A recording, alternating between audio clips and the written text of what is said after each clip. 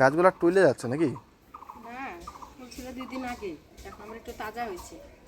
ওখান থেকে নিয়ে বুনছি তো এই বস্তার ভিতরে, ওর জন্য এরকম হয়েছে।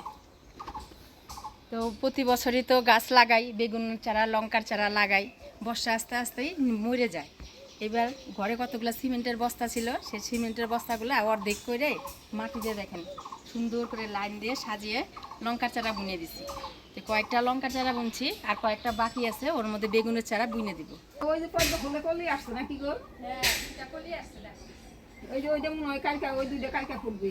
কলি দুইটা ফুটবো।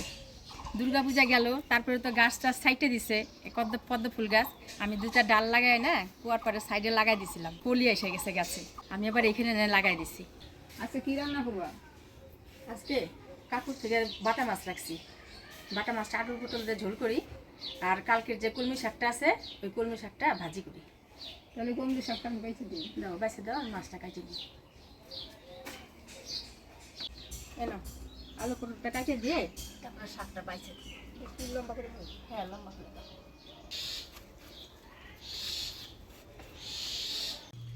এরকম লম্বা করে পটলটা কাইটে দেব। বাটা মাছটা আজকে গোটা গোটাই রান্না করবো, তো সেই জন্য পটলটা লম্বা করেই কাটি দিতে বললাম, আলুটাও লম্বা লম্বা করে দিই। ঠান্ডা গরমে আমার গলাটা মানে বসে গেছে, গলার আওয়াজটা এরকম বাড়ছে। পটলটা ধুয়ে উঠিয়ে দেই, বেশিক্ষণ জলে থাকলে আবার জল ডুবাইয়ে থাকে।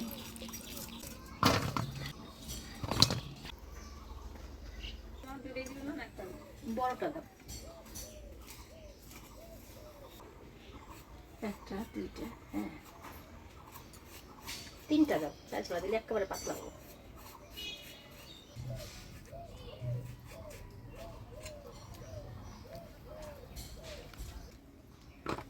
দেখেন শাকটা, কমলি শাকটা একেবারে নরম, কোনো কাইজে কি সুন্দর। এই শাকটা বাইসা নিতেছি, বাইসা ধুয়ে ভালো করে ধুয়ে খাইতে দিই। বাটা মাছগুলো কাটিয়ে নিলাম, এবার পরিষ্কার করে ধুয়ে নিই। শাকগুলো বাছো, ধুয়ে নিয়ে আসি।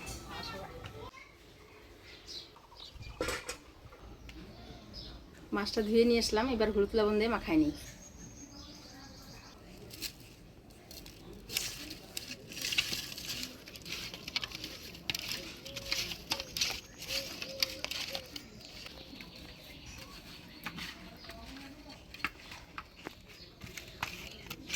মাছগুলো হলুদ লবণ দিয়ে মাখা নিলাম, ভাজা বসাই দিয়ে মশলাগুলো করে নিব।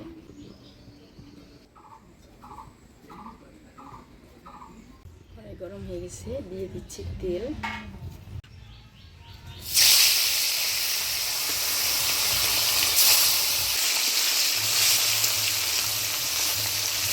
মাছটা ভাজা বসিয়ে দিলাম, এদিকে আদা জিরা কাঁচা লঙ্কা অল্প পেঁয়াজ দিয়ে বাইটে নিব। আদা জিরা কাঁচা লঙ্কা,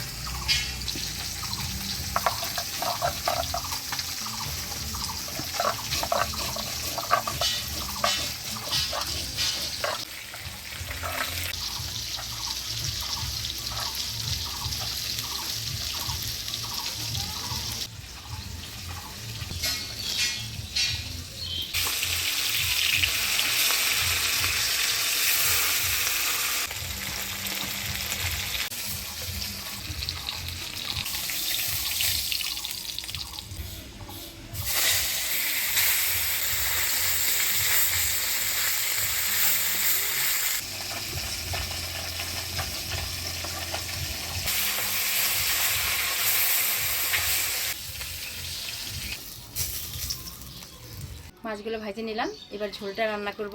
তো ফোড়নে দিয়ে দিচ্ছি কালো জিরা শুকনো লঙ্কা, এবার দিয়ে দিচ্ছি আলু,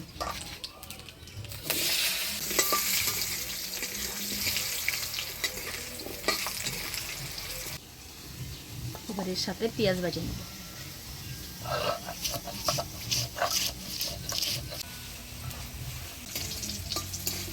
ফোড়নের তেলে আলুটা নাড়াচাড়া করে নিলাম, এবার দিয়ে দিব পটল।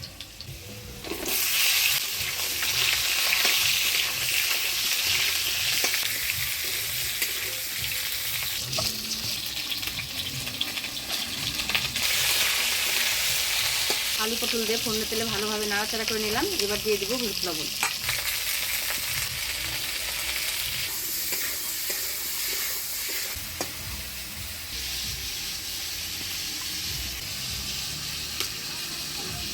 এবার দিয়ে দিচ্ছি বাটা মশলা।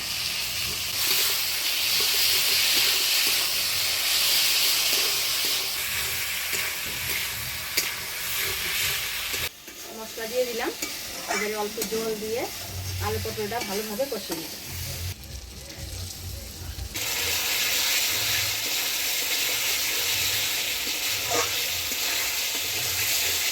আলু পটল মশলা দিয়ে ভালোভাবে কষিয়ে নিলাম। এবার জল দিয়ে দিই।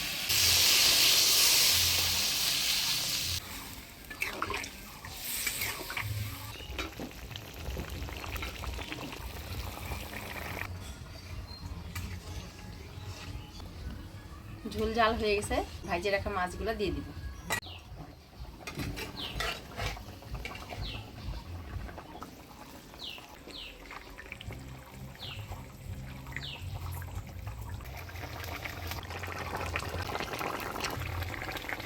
মাছ দিয়ে 2 মিনিট ভালো করে জাল দিয়ে নিলাম। আলু পটল দিয়ে মাছের ঝোল হয়ে গেছে, এবার নামিয়ে নিই।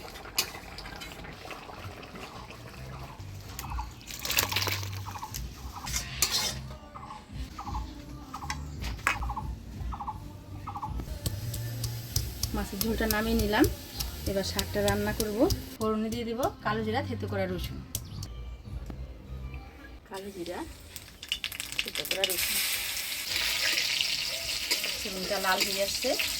এবার দিয়ে দিব কাটে রাখা শাক।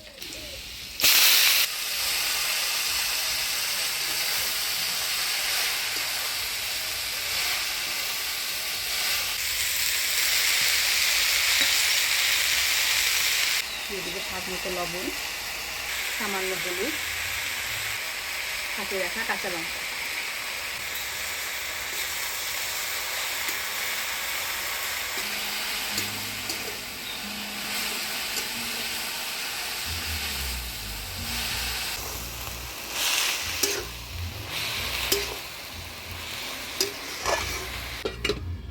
শাকটা ভালো করে নাড়াচাড়া করে নিলাম। এবার 2 থেকে 3 মিনিট ঢাকা দিয়ে শাকটা ভালোভাবে মজিয়ে নিব।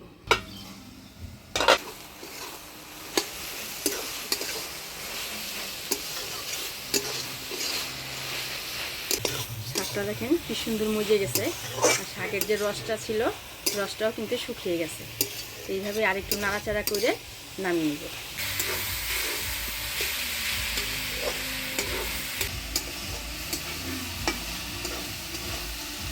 কলমি শাক ভাজা হয়ে গেল, এবার নামিয়ে নিব।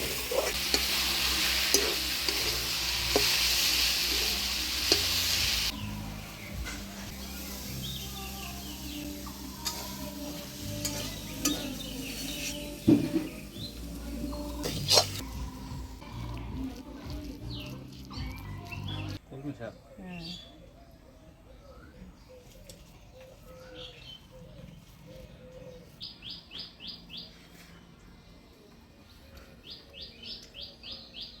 পেঁয়াজ নেবা টুকরা?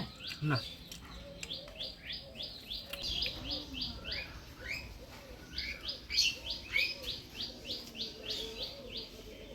অনেকদিন পর পর খাইলে পরে যে কোনো ভালো লাগে।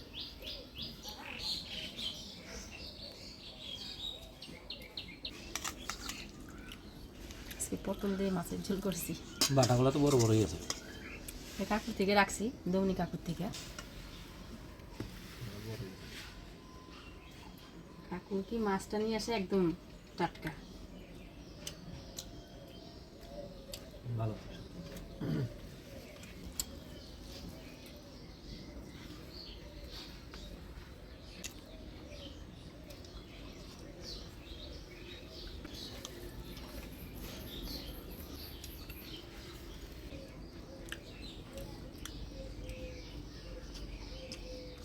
মাছটা খুব স্বাদ আছে। আজকের রান্নাটা কেমন লাগলো অবশ্যই কমেন্টে জানাবেন। ভিডিওটা ভালো লাগলে লাইক শেয়ার করবেন। দেখা হচ্ছে পরবর্তী ভিডিওতে। ভালো থাকবেন, সুস্থ থাকবেন।